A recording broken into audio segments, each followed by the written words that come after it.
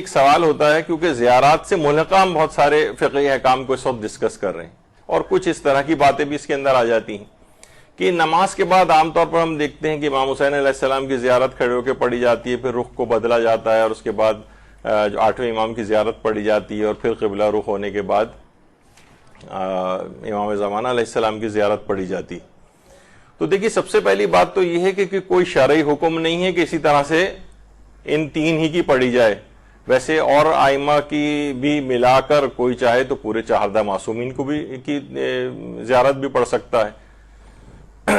اچھا، کیونکہ الگ سے کوئی حکم نہیں ہے کہ نماز کے بعد لازمی زیارت پڑھی جائے، تو پھر ہمارے ہاں رائج کیسے ہو گئی ہے؟ کیونکہ دیکھیے اصلاً زیارت کیا ہے؟ سلام ہے، ہم سلام کر رہے ہیں ان کو. دیکھیے اس کی وجہ، رائج ہونے کی وجہ شاید جنہوں نے رائج کی ہو اس کو اور شیعہ ثقافت میں اس لحاظ سے آ گئی ہے کہ امام حسین علیہ السلام نے اس قدر عظیم قربانی دی، تو ایسا نہ ہو بالکل ایک جنگل بیابان میں وہ شہید کر دیے گئے، تو ایسا نہ ہو کہ ان کی اس عظیم قربانی کو بھولا دیا جائے. تو روزانہ ہر نماز کے بعد ان کو سلام کر کے ان کو یاد کیا جائے. ایک تو وجہ امام حسین کے حوالے سے یہ، یعنی امام حسین علیہ السلام کی زیارت ہم یوں پڑھ رہے ہیں کہ ان کی اس عظیم قربانی کو بھولا نہ دیا جائے، اور روزانہ کئی مرتبہ ہر نماز کے بعد اس طرح سے ہو رہا ہے. جس اعتبار سے بھی اس کو رائج کیا گیا، بہت اچھا رائج کیا گیا، اگرچہ یہ نماز کا جز نہیں ہے لیکن یہ کہ بہرحال اس کو رائج کیا گیا تو بہت اچھا ہے کہ لوگ اس کو کہیں بھلا نہ دیں. اسی طریقے سے مثلاً حضرت امام علی رضا علیہ السلام کی زیارت جو ہے وہ پڑھی جاتی ہے. اللہم صلی علی محمد وعلی محمد، کہ امام تمام لوگوں سے دور ایک غریب الوطنی میں شہید کر دیے گئے. ایسا نہ ہو کہ ان کی زیارت کو بھی بھلا دیا جائے اور ان کو فراموش کر دیا جائے، تو ان کی زیارت کو بھی الگ سے 8ویں امام کی کو خاص طور پر یہ رائج کیا گیا.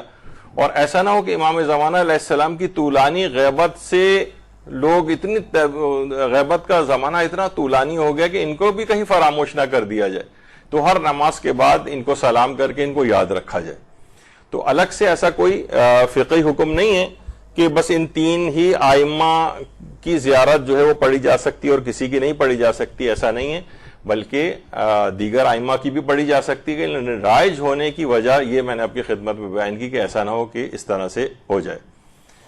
اور اس لحاظ سے دیکھیں یہ ضروری نہیں ہے، بلکہ علماء کے ہاں تو اس قدر رائج ہے یہ چیز کہ آیت اللہ شیخ عبد الکریم حائری، یہ تو جنہوں نے حوزہ علمیہ قم قائم کیا، یہ تو نماز کے شروع کرنے سے پہلے 3 مرتبہ امام حسین پر سلام کیا کرتے تھے. ہمارے ہاں تو نماز کے بعد ہے نا زیارت پڑھی جاتی ہے، وہ تو نماز کے شروع میں بھی پڑھا کرتے تھے. جب ان سے پوچھا گیا کہ کیا یہ آپ کسی روایت کی بنا پر ایسا کرتے ہیں، فرماتے تھے نہیں، روایت تو کوئی نہیں ہے، لیکن میں اس نماز، ذکر اور یاد خدا کو امام حسین کے مرہون منت جانتا ہوں.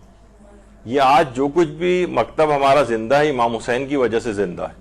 اور آیت اللہ شیخ عبد الکریم حائری جن کی فوٹو بھی اوپر نظر آ رہی ہے، یہ خاک کربلا کی بنی ہوئی ایک تسبیح کو باقاعدہ اپنے امامے کے اوپر رکھتے تھے اور اس کے بعد پھر نماز شروع کیا کرتے تھے. تو بہرحال یہ علماء کی عقیدت کا تو اس قدر انداز ہے کہ یہ نہیں کہ ہم نماز کے بعد صرف وہ ان کے اوپر سلام کریں. بہت سے علماء جیسے شیخ عبد الکریم حائری تو 3 دفعہ نماز سے پہلے امام حسین پر سلام کرتے تھے، اور اس کی ایک وجہ بھی بیان کرتے تھے، ہم جلدی سے اس کو ذکر کر دیتے ہیں. شیخ عبد الکریم حائری فرماتے ہیں کہ میں کربلا میں تھا، ایک مرتبہ میں نے دیکھا خواب میں کہ کوئی مجھ سے کہہ رہا ہے کہ اپنے تمام کاموں کو سمیٹ لو کیونکہ 3 دن بعد تم انتقال کر جاؤ گے. کہہ رہے ہیں تیسرے دن میری طبیعت شدید خراب ہو گئی، یہاں تک کہ بالکل موت کا وقت آن پہنچا. فرماتے ہیں ملک الموت میری روح قبض کرنا چاہتا تھا تو میں نے آخری لمحے اپنے سر کو کربلا کی جانب کیا اور عرض کیا، یا ابا عبداللہ میں موت سے اتنا خوفزدہ نہیں ہوں، لیکن میں آپ کے دین اور مکتب کے لیے کوئی اہم کام کر کے جانا چاہتا ہوں. جب میں نے یہ التماس کی تو دیکھا ایک فرشتے نے ملک الموت سے کہا کہ مولا ابا عبداللہ علیہ السلام نے یہ بات بیان فرمائی ہے کہ عبد الکریم نے ہم سے توسل کیا ہے، لہٰذا سے مہلت دے دو. اس کے بعد ملک الموت چلا گیا. میں ہوش میں آیا تو دیکھا کہ مجھ پہ کپڑا ڈال دیا گیا ہے، لوگ گریہ کر رہے ہیں. وہ سوچ رہے تھے کہ میں مر گیا ہوں. میں اٹھنا چاہتا تھا لیکن حرکت نہیں کر سکتا تھا، تو انہوں نے کہا کہ میں نے بہت سختی سے اپنے بدن کو حرکت دی. تو میرے اطراف میں کھڑے ہوئے لوگوں نے کہا کہ یہ مرے نہیں ہیں، ان کا تو بدن حرکت کر رہا ہے. کپڑے کو ہٹایا گیا تو میں دوبارہ زندہ ہو گیا.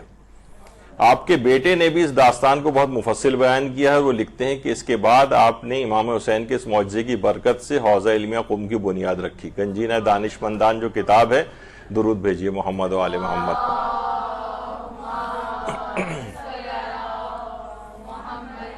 اس وجہ سے شیخ عبد الکریم حائری امام حسین کے توسط سے ہی ان کو زندگی ملی تھی، ان کے وسیلے سے، اور اتنا بڑا کام ان سے لینا تھا کہ حوزہ علمیہ قم کی بنیاد اس کے بعد رکھی ہے انہوں نے. تو ایک بہت اہم چیز ہے کہ وہ نماز سے پہلے، بعد میں نہیں بلکہ پہلے بھی امام حسین کو سلام کیا کرتے تھے.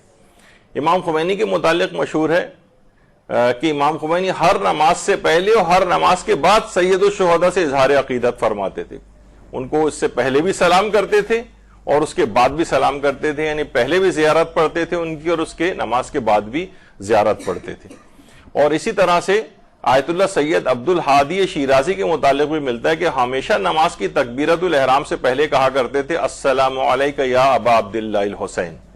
فرماتے تھے کہ نماز کی تکبیرۃ الاحرام سے پہلے امام حسین کی زیارت کا مختصر سا جملہ نماز میں خشوع و خضوع پیدا کرنے کے لیے بہت مجرب ہے.